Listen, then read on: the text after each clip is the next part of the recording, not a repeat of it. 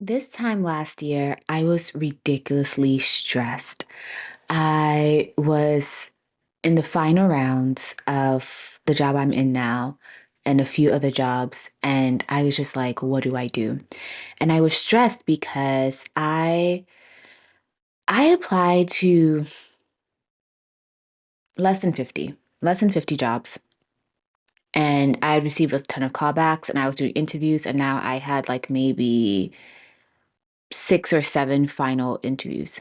But even though I had these 6 or 7 final interviews, my like this final interview I was about to have, I think was maybe my fourth or so. And I'd just been rejected from 2 others. And this date is important because it's my former director, my former boss's birthday. Um, and I just gotten these rejections. So I messaged him like, happy birthday, how are you? How's the fam? Yada, yada, yada. And obviously he was like, how are you? How's life? And I was just like, well, this is what's happening. And um, my former boss, we used to work for an education tech company where literally my job, our job, the company's mission was to get people jobs. So I was very clear on how to prep people for interviews, how to make people land interviews with like really big companies, remote, 6 figures, all that good stuff. Like that was my job. So I was like losing my mind because I'm like, how come me? Because this is where ego comes in, right? I was like, I have helped thousands of people get jobs. I've helped people who worked at Mickey's land into sales jobs and making 6 figures. People who did not know how to interview. I've helped people who were working at Amazon warehouse. I've helped people who were Uber drivers do this. How come I'm failing at the last round? And I was thinking through that. And what I was starting to realize was because the last time I job searched was maybe like what 4 years ago at that point, because I'd worked at that company for 3 years and then I'd taken 1 year sabbatical. And what had changed was the biggest difference is when you get to that final interview with whether it's the VP, the C-suite person, whoever's like at the top, the biggest difference, the differentiator is back in the day, it was just kind of like a culture check. They were just kind of checking to see, are you a fit? Do you meet the vision? Everyone is like, if you work in tech, you go through maybe 4, 5, 6 interviews, depending on the level that you're going into, what you're doing, right? So everyone else has already done the homework and they've already vetted you. So the VP, the C-suite person, is really just doing a can she hang? So that's what I was expecting those first 2 interviews, but that's not what was happening. What is happening now, especially in tech, is that people are going through to figure out, are you a great fit in terms of your motivation, your innovation, your ability to adapt, aka can you hang with AI, right? Can you move quickly? When different things change, are you going to think quickly and say, okay, this is what's happening in the economy. This is what our customers need. Maybe we need to change the playbook. And are you okay with that? Or are you going to be like, but I just finished the playbook. I can't write another one. No, right? They're checking for stuff like that. And maybe that's just because I work in that tech environment. But I think it's safe to say that most people are looking for that. But if you're unsure what they're looking for, this is where you start listening to the podcasts that they're doing. This is when you start reading reports, etc. So I was starting to come to this realization, but back to what I said, I reached out to my former director, said happy birthday. He asked me what's going on, and I told him, and he's like, let's hop on a call. Let's interview prep. So hopped on a call with him and did that interview prep.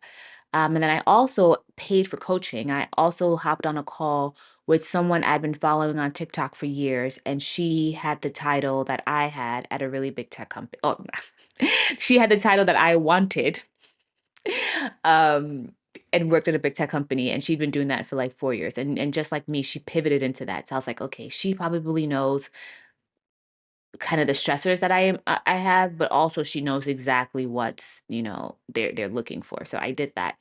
And then every interview after that, I got the offer. So why do I share this? You don't have to figure out everything alone.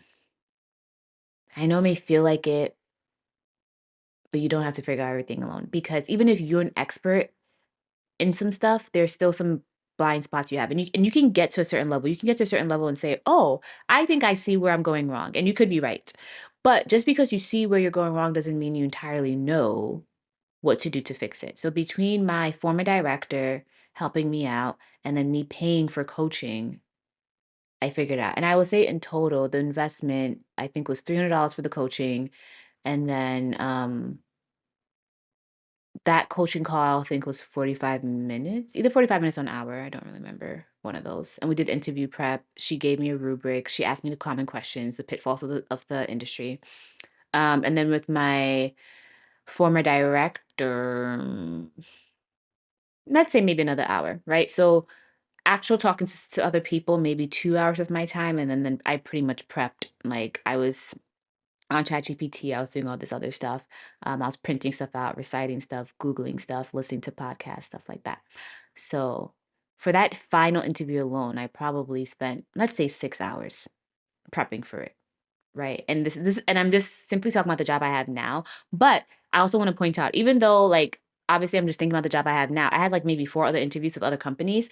And that prep that I did, even though I took this job, I still use obviously that knowledge for everyone else. And I was able to then negotiate and have an offer and all this good stuff. So sometimes it feels like, oh my gosh, why am I putting so much work into doing XYZ? And the reason you're putting so much work into doing it is because it's going to pay off in dividends later. And I think the beauty about um, interviewing and the whole process is that I know people get frustrated, especially if you don't work in tech or corporate. You're like, why am I going through four, five, six interviews?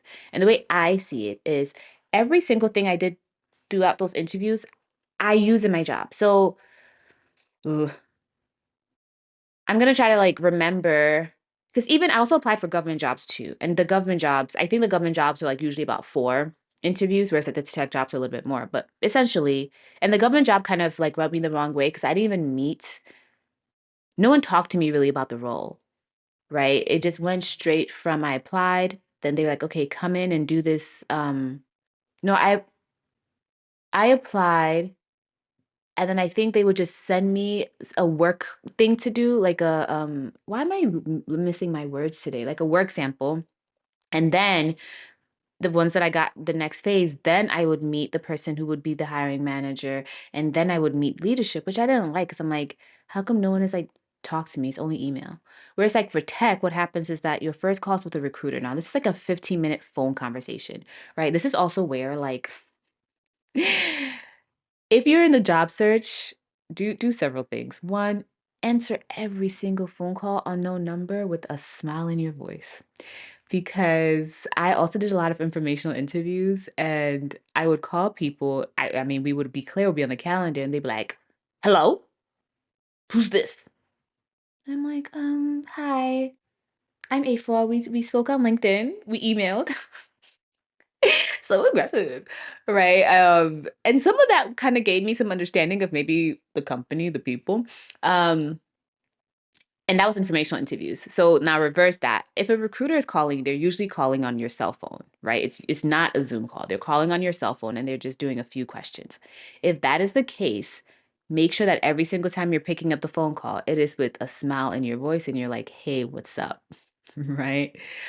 Because then that'll allow you to just have a good first impression and then have that small talk and go on. So the recruiter is just making sure that you meet the basic qualification. You already meet the basic qualifications because your resume said that, but then they just want to ask you a few questions, salary, what are you looking for, things like of that nature. So this is not super high pressure, but you should still prepare for it by understanding why they're hiring and what they're looking for, right? So that's that. And then from the recruiter, you usually meet with the hiring manager. And the hiring manager is the person you're going to be working with, reporting to the person who's hiring for this job. They are the most important person.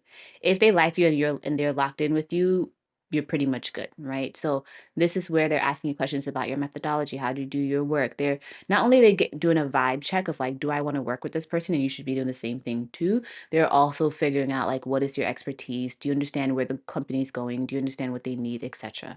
And the way to prepare for this is usually like, again, listen to the company's podcast, read the posts on LinkedIn, see where they're going. You can ask the recruiters there. Once you pass that recruiter stage, they're there to help you. So ask them like, hey, what are they looking for in this role? What is the team composition? Who is interviewing me? And then you go on LinkedIn and then you read that person's LinkedIn and you see what they're interested in, what they've done in the past. And use their language. For so many of the people I met, I would use the same language they used in like their about me, about who they thought they were. And I kind of just parrot that back, like, I also believe in blah blah. They're like, oh, do you? I believe that too. I'm like, oh, and that way you're creating connection, right? And you're showing understanding. So that's that. Once the hiring manager likes you, you're in a pretty good spot. And then you move to like the third, fourth, you have like a marathon of interview kind of day. And that's where you're meeting your coworkers.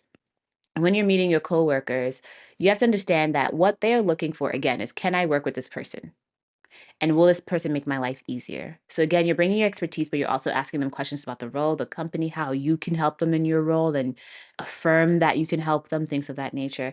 And that can really vary. You can maybe meet like two or three people. Some interviews will overlap, some of them will be individuals, but every person you're meeting, it means that in your actual job, you will be working with them in some form or fashion. So you want to come to the table understanding their role. And if you don't fully understand it, do your research and then ask them follow up questions. And that's kind of the bulk of the interviews. And then you will do an interview where you are showing your work product. So, for example, I was applying for a lot of jobs where I would either be a change management strategist, I would be doing some form of like standing up a program, I would be training. So a lot of what I had to do was teach people how to do something, or um walk through a proposal that I wrote about how would we train the staff, how would we support the staff, stuff like that. So you do that. And then depending on the company, and this is a good sign. I know it's an extra interview, but it's a good sign. Depending on the company, you will then have a debrief with the hiring manager. So pretty much they're going to say, this is what worked, this is what didn't work, etc. What are your thoughts? What do you think you did well? What they're looking for here is reflection. Are you reflecting on what you're doing? Are you self-aware? Can you course correct? Can you take feedback? Things of that nature. But you also get to learn how your manager gives you feedback. This is why I like interviews, because it's a really great place as well to see how your manager will handle you not doing something well and how they will praise you, etc. So when we start talking about toxic bosses, like they say that one of the most important people in your life to determine your health and your mental is your boss, right? Because the way they talk to you, the way they encourage you, the way they give you feedback is really, really important, right? So it's important to use this opportunity to really see, like, do I like this working style or not? And then from there, that's probably a full day of interviews. And then finally, if all the every single person interviewing has a rubric. So if everyone comes back and they say like, yes, they do all this stuff, then you move to the final round. And the final round is your meeting with the VP or the C-suite. As I mentioned earlier, this is where like the other two companies I was hoping to work with, I got rejected. And I was like really bummed about it. And I had to figure out, why was I not doing well here? So once I figured that out and I had those final interviews, I did well and I got my offers. So that's kind of the process of all of this. I actually started this video with something different in mind, but the interview process came out. So I guess essentially the reason why I ended up pivoting is because this date is kind of like just like really important to me. Because a year ago I was just like really stressed, right? And I was just like, what am I doing wrong? Why am I stuck? Why don't I get it? Why are people getting jobs over me? Like, and especially when you're applying for jobs in your area of expertise and you know you're good at it, and then you're not getting jobs, it's just a whole different level of like frustration and like, what is wrong with me? And especially if you were laid off, I don't know about you all, but when I was laid off, I was also like, oh my God, does that mean I'm not good at my job? Right. So it just brings up all these emotions. But I share this story to say, one, you're not alone in trying to figure stuff out. So use the help around you, whether that's former coworkers. And former coworkers are so clutch because they actually understand the work that you do and they can talk about it, right? Your family, your friends, people in other companies, they could help you, but former coworkers know the exact mess. They know the exact things that was happening in that company. They know your work ethic, they know your strengths, they know your weaknesses. So they're really, really great, especially if you had a good relationship with your former boss. Use that, lead into it. Get help, right? There are people to help you, coaches. And there are two ways to do this. One, you can watch something like this, it's free, right? And then try to figure it out on your own. You will get there, it will take you slightly longer. Or you can pay if you're able to pay for different services. And what I've learned over the years is that when you're paying for services, I think there are kind of like three things. You can get something quickly, you can get something cheaply. Um, this is third one. But pretty much like if you're getting something quickly, oh, and done well. If you're getting something quickly and done well, you're probably going to pay more. If you're getting something cheap, it might not give you the quality that you want. So like when you're looking for different coaches in the sector, I think one, figure out like, hey, are they even where I want to be? Have they taken a similar journey? Do they understand me? And then also obviously look at your budget, look at your resources, look at your timeline. Maybe if you're looking for a job in 6 months, maybe you can take that cheaper option just to get some insight and then you do the rest. If you're looking for a job right now, maybe you will pay more premium. It's all up to you, but there's different levels from free to whatever your capacity is. Um, so yeah. So if you're feeling stuck right now, I think explore why you're stuck, explore where you're getting stuck, especially if you're job searching, right? Is it no one's calling you back? Then that might be a resume problem. Is it you're not getting past the recruiter process? That means you're probably not aligning with the basic um, things in the job description. Like maybe you wrote a really good resume, you understand how to write that game, but then when you're talking, you're not sounding confident. You're not kind of affirming what the resume is and even amplifying that. If it's hiring manager, again, you're not understanding the actual role and how you're solving a problem for that hiring manager, or maybe you're not vibing with them, etc., etc. So, uh, yeah, I would love to hear from you. Where are you in your process? Where are you getting stuck?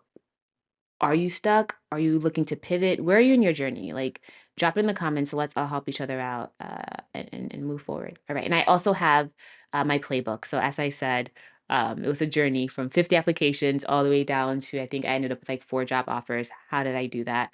I write it all down in my pivot playbook. As I mentioned before, I'm a former talent acquisition strategist. So also I've not only worked with clients to help them transition, I've candidates, people who are looking for jobs, but I also work with clients, aka the HR teams, to help them interview and find people. So that's why I was so frustrated earlier because I'm like, why am I not getting a job? Anyway, so I wrote it all down in a playbook. I'll put that in the description below so you can get it if you want it. But I'm doing a video every single day for the next 100 days. So, in order for me to even do that, I need to hear from you. I want to help you. So, drop it in the comments. Thank you for watching. I'll see you tomorrow.